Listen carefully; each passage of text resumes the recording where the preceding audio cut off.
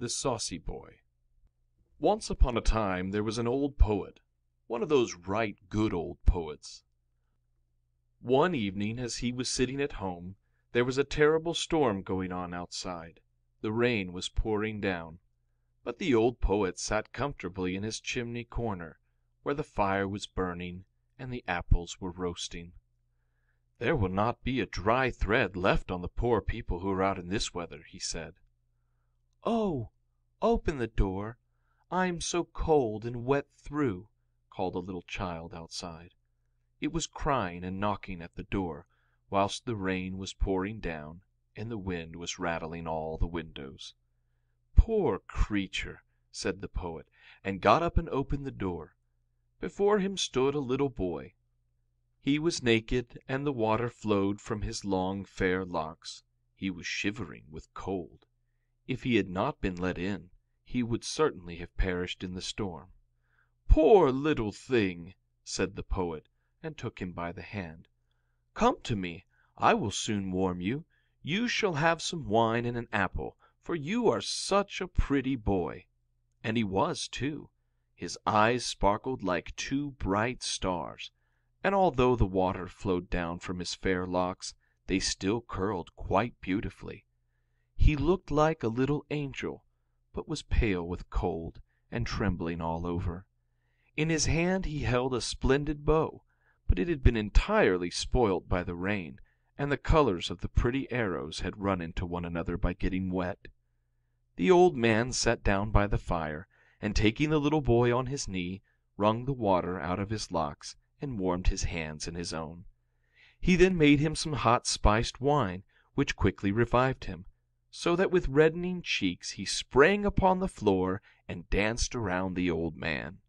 "You are a merry boy," said the latter. "What is your name?" "My name is Cupid," he answered. "Don't you know me? There lies my bow. I shoot with that, you know. Look, the weather is getting fine again. The moon is shining." "But your bow is spoilt," said the old poet. "That would be unfortunate," said the little boy, taking it up and looking at it. "Oh, it's quite dry, and isn't damaged at all. The string is quite tight. I'll try it." So drawing it back, he took an arrow, aimed, and shot the good old poet right in the heart. "Do you see now that my bow is not spoiled?" he said, and loudly laughing, ran away.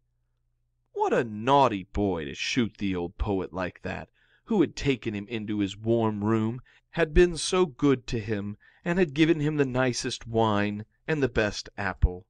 The good old man lay upon the floor crying. He was really shot in the heart. "Oh," he cried, "what a naughty boy this Cupid is!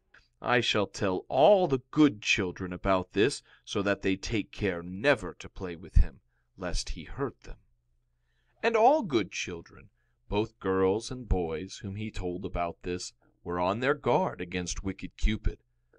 But he deceives them all the same, for he is very deep. When the students come out of class, he walks beside them with a book under his arm and wearing a black coat.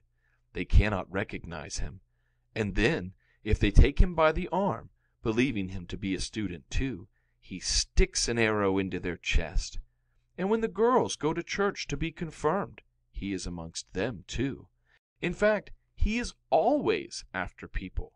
He sits in the large chandelier in the theater and blazes away, so that people think that it is a lamp. But they soon find out their mistake. He walks about in the castle garden and on the promenades. Yes, once he shot your father and your mother in the heart too. Just ask them, and you will hear what they say. Oh, he is a bad boy, this Cupid, and you must never have anything to do with him, for he is after everyone. Just think, he even shot an arrow at old grandmother. But that was a long time ago. The wound has long been healed, but such things are never forgotten. Now you know what a bad boy this wicked Cupid is. End of The Saucy Boy. Recording by Tony Russell, Bend, Oregon.